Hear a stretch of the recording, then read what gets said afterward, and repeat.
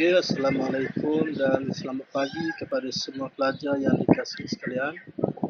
Okey, pada pagi ini cikgu akan membincangkan tajuk edaran air tanah.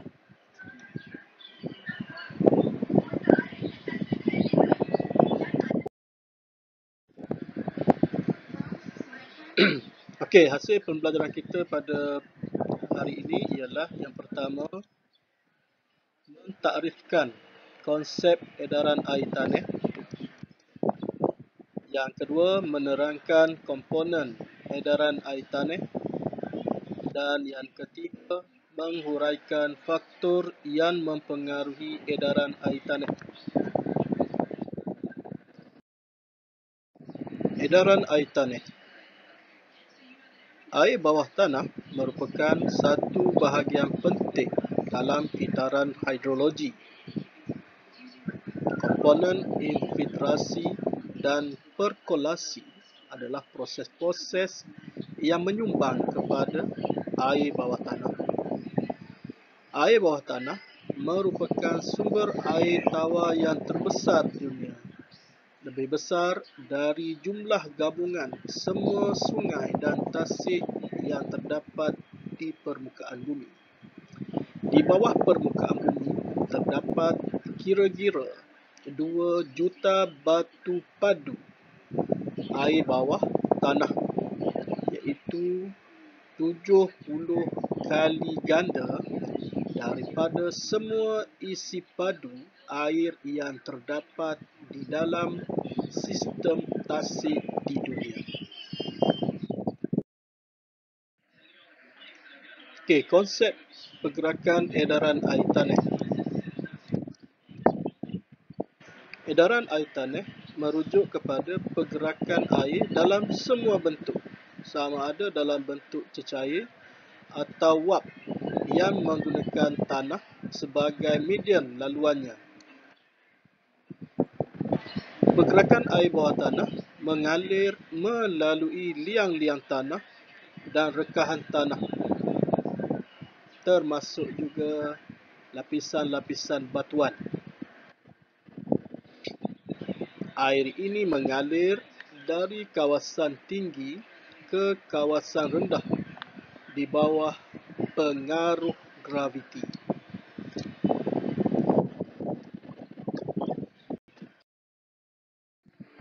Seterusnya, kita akan membincangkan komponen edaran air tanah.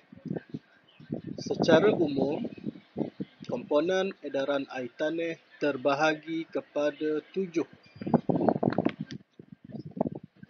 Yang pertama ialah larian air permukaan. Larian air permukaan merujuk kepada baki air hujan yang mengalir di atas permukaan bumi. Larian air permukaan terbentuk apabila permukaan tanah telah mencapai takat tepu sehingga air tidak lagi mampu menyusup masuk ke dalam tanah. Komponen yang kedua ialah resapan ataupun proses susupan. Resapan merujuk kepada air hujan yang meresap masuk ke dalam tanah melalui liang-liang pori yang terdapat pada lapisan tanah.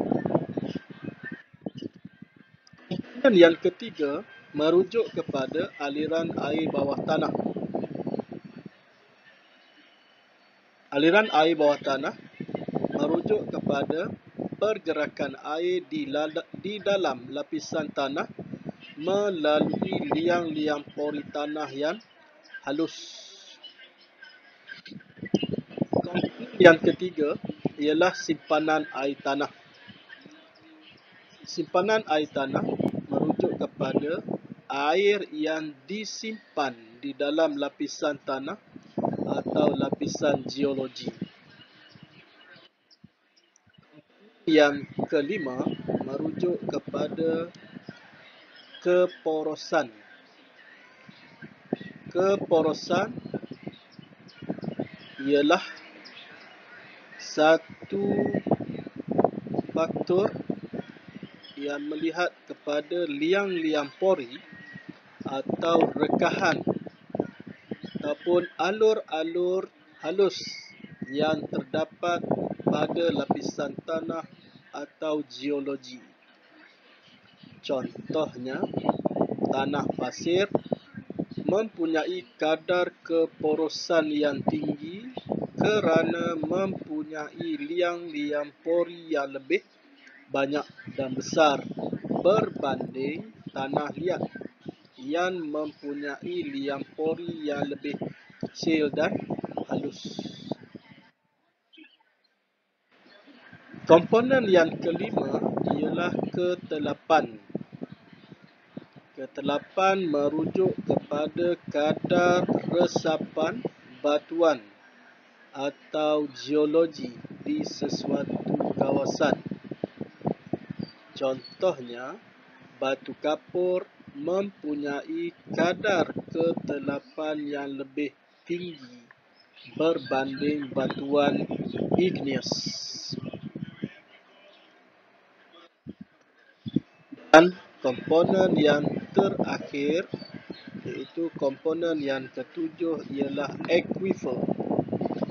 Aquifer merujuk kepada formasi batuan yang menakung dan mengalirkan air tanah.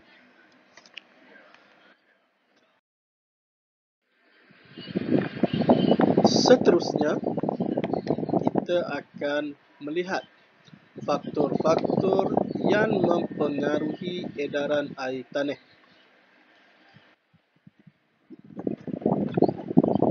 Faktor yang pertama ialah saiz partikel tanah. Sama ada saiz kasar atau halus. Contohnya, tanah pasir partikelnya lebih besar berbanding tanah liat. Faktor yang kedua ialah komposisi tanah. Komposisi tanah merujuk kepada kandungan yang terdapat di dalam tanah. Contohnya, sumber mineral utama yang membentuk tanah tersebut. Contohnya, kalsium terdapat di dalam tanah batu kapur.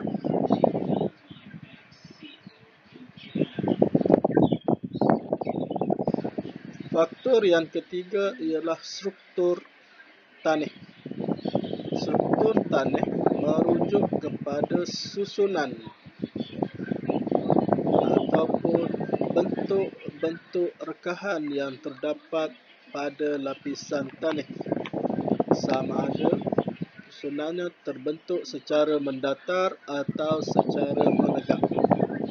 Kebiasaannya, jika tanah mempunyai susunan secara mendatar, kadar edaran air tanah lebih berkesan, manakala bagi susunan tanah yang menegak, kadar susupannya lebih tinggi. Seterusnya, faktor yang keempat, ia merujuk kepada kekerasan batuan. Sama ada jenis batuan yang keras ataupun batuan yang lembut.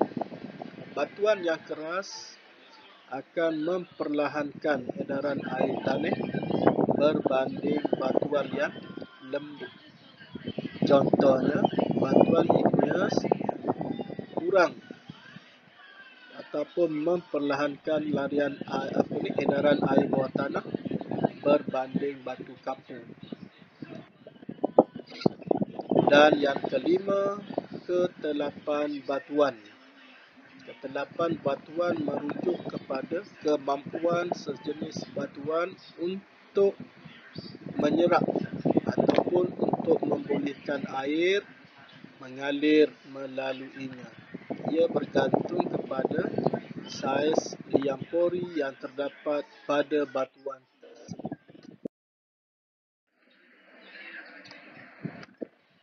Seterusnya, faktor yang keenam merujuk kepada peranan tumbuh-tumbuhan. Tumbuh-tumbuhan mempengaruhi edaran air tanah, contohnya melalui peranan akar. Bagi kawasan yang mempunyai litupan tumbuh-tumbuhan yang tebal, edaran air tanahnya lebih berkesan kerana akar membantu meningkatkan simpanan air bawah tanah melalui proses susupan. Seterusnya, faktor yang ketujuh. Faktor yang ketujuh merujuk kepada kecerunan sesuatu kawasan. Bagi kawasan yang landai, edaran air tanahnya lebih perlahan berbanding kawasan yang curam. Faktor yang ke-8, kadar hujan. Kadar hujan merujuk kepada 3 komponen utama iaitu kelebatan, tempoh masa dan kekerapan. Contohnya, hujan yang lebat akan menyebabkan edaran air bawah tanah kurang berkesan kerana air lebih banyak mengalami larian air permukaan. Dan seterusnya, aktiviti manusia dan juga aktiviti haiwan. Aktiviti manusia contohnya aktiviti pertanian, perlombongan dan pembalakan akan menyebabkan struktur tanah yang merujuk kepada pembentukan akuifer akan terganggu. Okey, sekian. Terima kasih. Semoga kita berjumpa lagi pada kelas seterusnya.